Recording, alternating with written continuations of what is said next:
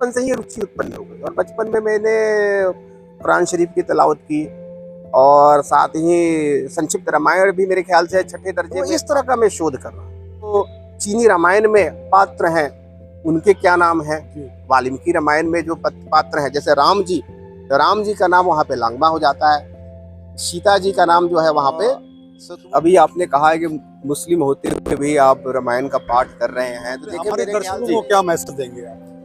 यही कि जब हम राम राज्य की बात करते हैं, रामायण की प्रशंसा करते हैं, और गीता प्रेस से जो वाल्मीकि रामायण छपती है उसमें भी ये श्लोक मैंने देखा है, लेकिन ये श्लोक एक क्रिटिकल एडिशन छपा है रामायण का बड़ौदा से।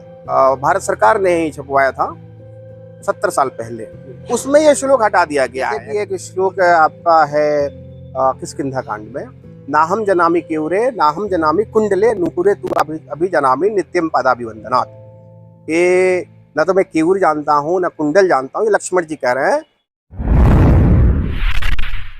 दोस्तों, 10 तक टुडे चैनल पर आपका बहुत बहुत स्वागत है और मैं हूँ इरफान सिद्दीकी। दोस्तों, आज हम एक आपको ऐसी शख्सियत, ऐसे व्यक्तित्व से आपको मिलवाने जा रहे हैं जिसको देखकर आप चौंकेंगे कि वाह, ये तो है मुस्लिम और इस तरह की बात कर रहे हैं। तो दोस्तों, हम बात कर रहे हैं रामायण की। रामायण आज तक आपने सुना होगा धर्माचार्यों के मुंह से, किस तरह से रामायण वो पढ़ते हैं, किस तरह से पंडित पढ़ते हैं। तो हमारे साथ आज मौजूद हैं दोस्तों प्रोफेसर इरफान अहमद। इनके मुंह से आप सुनिएगा ये मुस्लिम होते हुए भी किस तरह से रामायण को अपने दिल के अंदर समाये हुए हैं, कंठस्थ किए हुए हैं। हमारे साथ तस्वीरों में देख सकते हैं कि इरफान अहमद साहब ये प्रोफेसर हैं, ये मौजूद हैं। इरफान साहब, आपका बहुत बहुत स्वागत है मेरे चैनल पर। और सबसे बड़ी बात कि आपको बधाई कि आपने रामायण को पूरा कंठस्थ किया हुआ है, अपने गले में उसको उतार लिया है। तो इसके बारे में आप क्या कहेंगे? जी बहुत बहुत शुक्रिया। अभी आपने कहा है कि मुस्लिम होते हुए भी आप रामायण का पाठ कर रहे हैं, तो देखिए मेरे ख्याल से मैं इकलौता व्यक्ति नहीं हूँ भारत में या विश्व में जो मुस्लिम होते हुए भी रामायण का पाठ कर रहा है। मेरा कहने जी, का नहीं, मतलब आपकी बिल्कुल बात समझ मेरा कहने का मतलब यह था कि आज का जो माहौल देश में चल रहा है कि आज जो राजनीति हो रही हिंदू मुस्लिम को लेके हो रही है, उसके बाद मैं आपकी बात से बिल्कुल समझ रहा हूँ। आपका प्रश्न जो है बहुत ही उचित है। पहले तो ये कहूँ कि इंडोनेशिया और मलेशिया जो मुस्लिम देश हैं वहाँ पे रामायण है। इंडोनेशिया में आपका काकाविन रामायण है, रामायण जावा है। मलेशिया में हिकायत श्री राम है। हिकायत तो खुद अरबी फारसी का लफ्ज़ है। तो रामायण ने पूरे विश्व को प्रभावित किया है।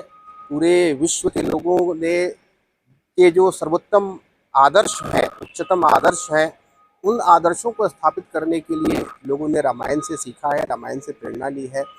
और कोई भी अगर रामायण को पढ़ता है या जो पढ़ नहीं सकता है, कभी रामलीला का मंचन भी देखता है, तो उससे वो सीखता है कि घर में जो भी सदस्य हैं सबकी क्या जिम्मेदारियां होनी चाहिए, किसी समाज में सबकी क्या जिम्मेदारियां होनी चाहिए, जो बादशाह है उसकी क्या जिम्मेदारियां हैं और जो आवाम है उसकी क्या जिम्मेदारियां हैं। तो उस हिसाब से मैंने रामायण पे शोध करना शुरू किया, चीनी रामायण पे, क्योंकि मैं चीनी भाषा का विशेषज्ञ हूँ और 9 साल से चीनी भाषा में प्रस्नातक और स्नातक पढ़ा रहा हूँ सिक्किम केंद्रीय विश्वविद्यालय में। सहायक प्रोफेसर हूँ मैं चीनी भाषा का।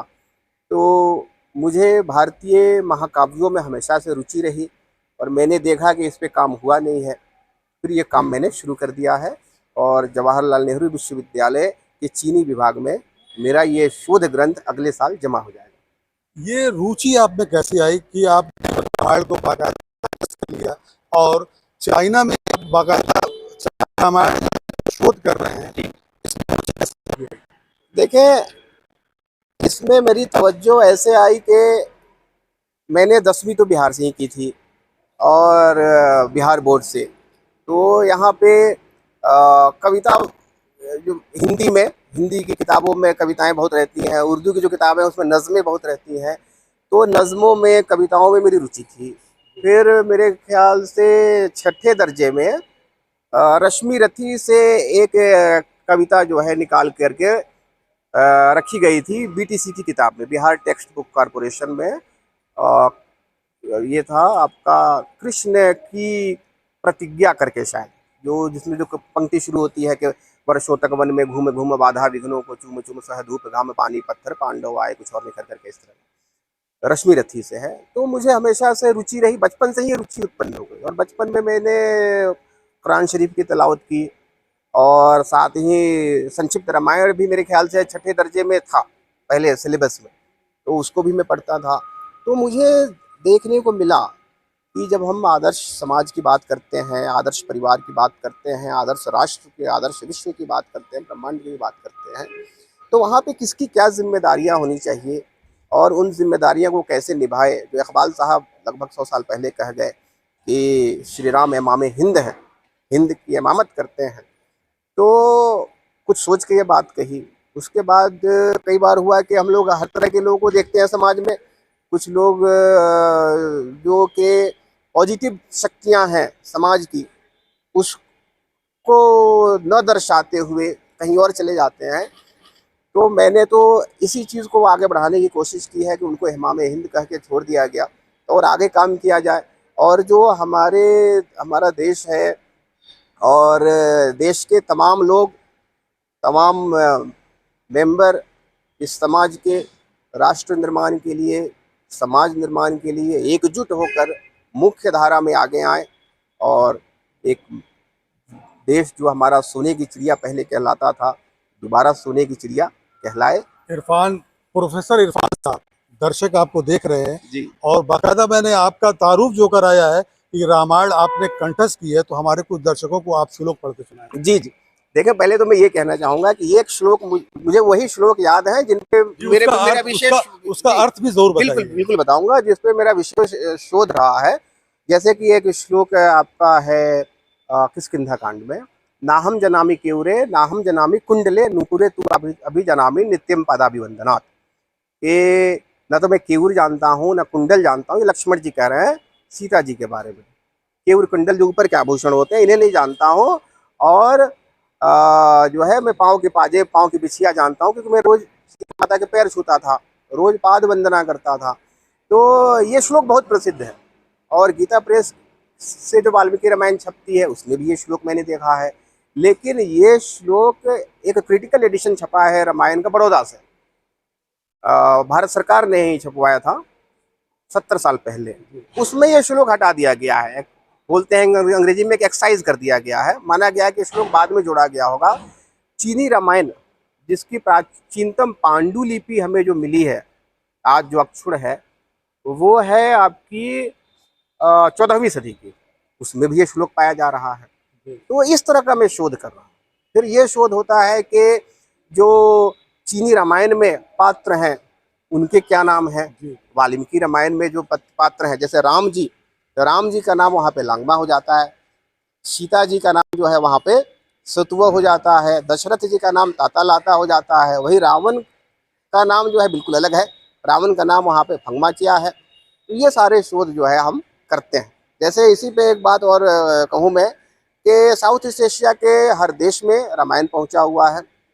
थाईलैंड में रामायण है रामकियन के नाम से, इंडोनेशिया में अभी मैं बता रहा था कि आपका काकाबिन रामायण है, रामायण जावा है, मलेशिया में हिकायत श्री राम है, आपका कंबोडिया में रेनकर करके रामायण है, आपका बर्मा में याम जाटो करके रामायण है। तो हर जगह रामायण, आपका लाओस में फ्रालक फ्राराम करके रामायण है।